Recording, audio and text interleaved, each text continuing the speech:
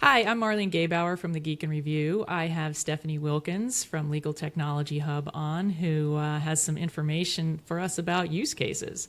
So, Stephanie, tell us about it.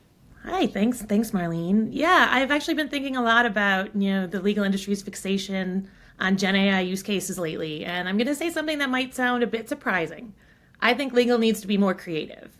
And now I know a lot of people might suggest that creativity and legal practice are polar opposites, but really the industry's approach to Gen AI could use a lot more of it. When Gen AI first hit legal, there was understandably a huge focus on future use cases. But however, as the conversations around Gen AI have matured and progressed in the last 2 years, this use case point has really stuck. And there seems to be really a not insubstantial base of users, or potential users rather, that are still waiting for use cases to present themselves. But if you look back at the last 2 years, we've already seen dozens, if not hundreds, depending on how granular you get, of use cases for the technology in both the business and practice of law. The use cases are there, and there's more and more of them being uncovered every day. So for me, the use case excuse not only no longer rings true, it's stifling lawyers' creativity when it comes to using Gen AI. And I'm not alone in this. At a recent New York Legal Tech Meetup event, an expert on a panel that was addressing agentic AI used the term use case chase for this phenomenon, and it really stuck with me. And in particular, he noted that this use case chase is limiting lawyers' imagination when it comes to how we might use and benefit from the technology. And then someone in the audience suggested, you are the use case. You know the problems you have that Gen AI might help solve. So rather than insisting on waiting for someone else to test your exact perfect use case, it's far more valuable to start looking at the infrastructure and back end of legal workflows to see how you can relieve either your or your lawyer's tedium and systemically improve your workflows. In a way, this isn't a new problem. It's kind of the age old failing of positioning any legal technology as a solution looking for a problem when the correct approach should be the exact opposite. And it's a failing that's been particularly prominent since the early ChatGPT days of just throw some AI on it. We should really be well past those days right now. And so I'd say safe experimentation and not being afraid to get your hands dirty, obviously in a secure environment, are the keys to succeeding with Gen AI and discovering use cases you might not even know existed. One way to put it is, don't miss the legal Gen AI forest for the use case tree. And I recently wrote more about the use case chase in my weekly column that I have for Legal Tech Hub. So if you want to get similar insights to that in your inbox every week, you can sign up for the LTH Insights newsletter and any of our other newsletters that we offer on legaltechnologyhub.com. Thank you, Stephanie. We'll definitely check that out.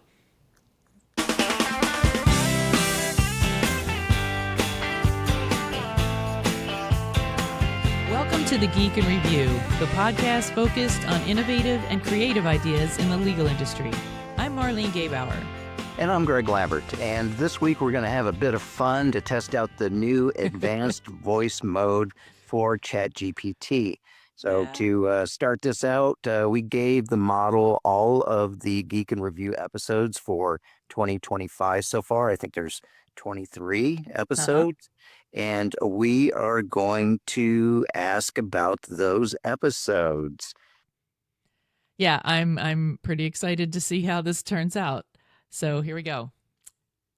Welcome, ChatGPT Voice. You've just completed a deep dive into all our 2025 episodes, from small claims AI law firms to agentic contract co-pilots. Let's kick things off with a high-level overview, shall we? Absolutely. And thanks for having me. It's been quite a journey exploring all the 2025 episodes. One of the big themes that stood out is how AI is really transforming the legal industry, not just through automation, but through more integrated agentic solutions that really streamline workflows and improve access to justice. Excited to dive into all of these topics with you both.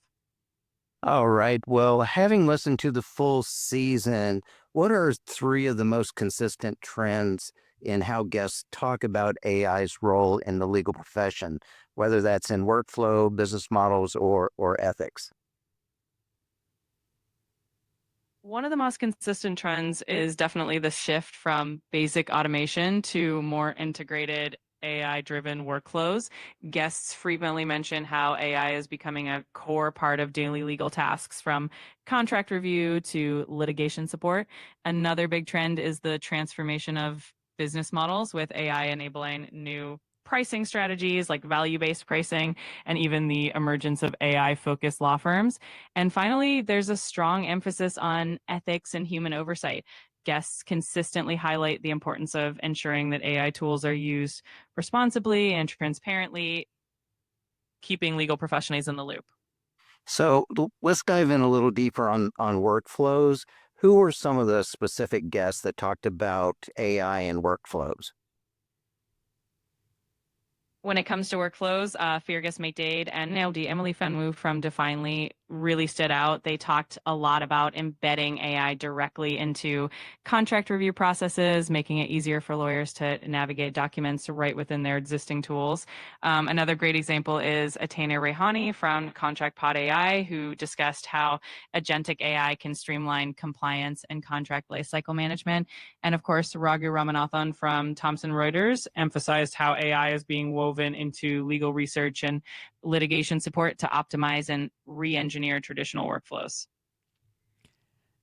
So we're talking about Definely and ContractPodAI, how they discuss embedded agentic AI. So can you explain what sets their approach apart from earlier AI deployments and why that's becoming a focus now?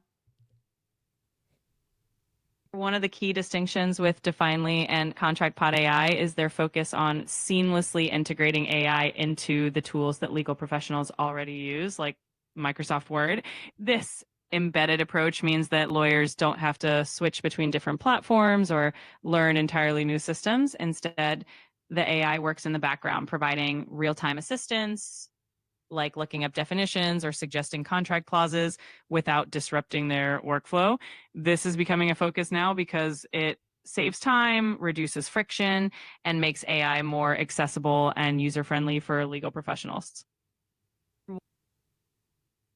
So across the episodes, there's been this tension between automation and human control, and that's from Garfield AI's regulated model to the wizards of RAG Basics. So how did the guest characterize the role of human oversight in sustaining trust and legality?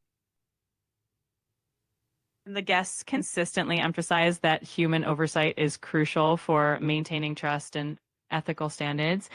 For instance, Garfield AI highlighted their regulated model, where AI tools are always backed by qualified legal professionals, ensuring that every AI generated action is reviewed and verified.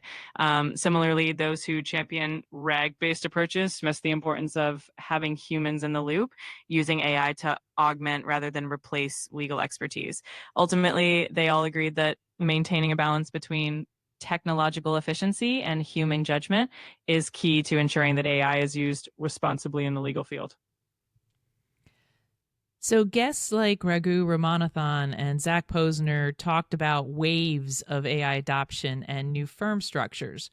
What are the most transformative changes they're predicting in how legal services are organized and priced? Raghu Ramanathan and Zach Posner both highlighted a shift towards more flexible and innovative business models in the legal space. Raghu spoke about the evolution from traditional billing structures to value-based pricing, driven by AI's ability to deliver more predictable and efficient outcomes. Zach, on the other hand, emphasized the emergence of AI native firms and alternative legal service providers that leverage technology to create lean structures and more competitive pricing. Overall, they predict that AI will drive a transformation in how legal services are both delivered and priced, making them more client-centric. What about our episode that talked about a completely AI law firm? How do you think that falls into this type of situation? The AI law firm episode, like the one with Garfield AI, definitely exemplifies the cutting edge of this transformation. It shows how AI can handle routine legal tasks like small claims with impressive efficiency, making legal services more accessible. It also highlights the importance of human oversight, since even AI law firms need that layer of professional review and regulation to ensure trust and quality. Overall, it's a perfect example of how AI is pushing the boundaries of traditional legal practice and reshaping the industry.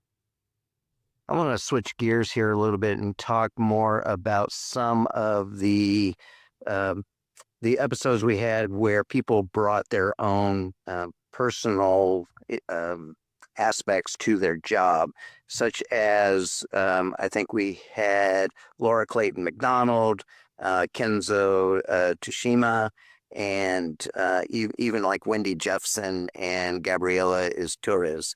Can you talk about how people are still maintaining their own, whether it's servant leadership or their own personal brand that's driving them, and some of the issues that they raised in the episodes where we talked to them?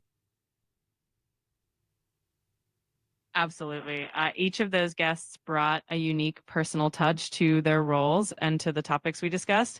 For example, Laura Clayton McDonald really emphasized the importance of servant leadership, highlighting how building strong, empathetic teams can drive innovation in legal tech. Kenzo Tsushima brought a focus on change management and how embracing personal values like continuous learning and adaptability can help guide teams through technological transformation. Wendy Jepson, with her background in behavioral science, emphasized the human side of AI adoption, ensuring that technology aligns with human behavior and ethics. And Gabriela Izturis highlighted how personal passion for empowering underrepresented entrepreneurs can shape the direction of legal tech innovation. All of these personal elements really add depth and authenticity to the work they do. All right. Well, we have reached the part where we're going to ask you our crystal ball question. So if you could gaze into your own crystal ball based on these 2025 episodes, what do you predict will be the biggest legal tech breakthrough for the rest of 2025? Something that surfaces across these crystal ball moments and ties them all together. If I had to gaze into my crystal ball, I'd say the biggest legal tech breakthrough for the rest of 2025 is going to be the widespread adoption of truly agentic AI systems that seamlessly integrate into everyday legal workflows. This means AI tools that not only assist with tasks, but can anticipate needs, manage complex processes, and provide predictive insights in real time. The common thread is that we're moving towards a future where AI is a proactive partner in legal practice, making legal services more efficient, accessible, and client-focused. I'm wondering, what was your favorite episode and why?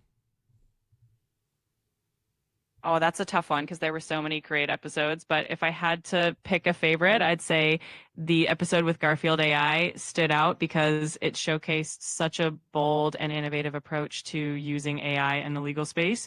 The idea of a fully AI-powered law firm tackling small claims really highlighted how technology can make legal services more accessible and innovative. It was inspiring to see that kind of forward-thinking approach. All right. Well, thank you very much for taking the time to talk with us. If the listeners want to learn more about ChatGPT Voice or connect with you, where's the best place for them to go? It's been a pleasure chatting with you both. If listeners want to learn more or connect, they can always find me through the ChatGPT app or platform, and I'm here to help anytime. Thanks again for having me on your podcast, and I look forward to more great conversations in the future. And thanks to everyone for listening today. If you enjoyed the show, please share it with a colleague. We'd love to hear from you on LinkedIn or Blue Sky. And as always, the music you hear is from Jerry David DeSica. Thank you, Jerry. All right. Thanks for doing this, Marlene. This was a lot of fun.